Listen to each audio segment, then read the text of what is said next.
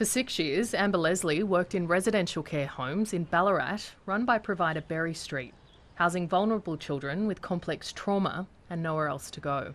She says drug use was rife and staff were powerless. We can ask them, can you please step outside the house? But we can't remove it from them in the moment. It's very much a policy of if they're using substances, there's not a whole lot we can do. An email from Berry Street to staff shows 3 homes, 2 in Ballarat and 1 in Melbourne, were tested for drugs last year. In the house Miss Leslie worked in, swab testing detected methamphetamine on 4 surfaces tested, including the staff office. Staff members have had to be picked up by a family member or a partner rather than driving themselves home because they've felt that they're affected by substances.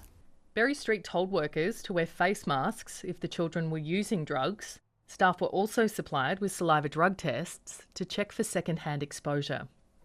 I'm not sure how effective those drug tests were, but I do know that I was going to work every day wondering whether I was going to be substance affected. It's really, I think, a more public policy failure. This is not given enough priority, they're not given enough support or resources. Renowned psychiatrist Patrick McGorry has helped shape youth mental health policy in Australia.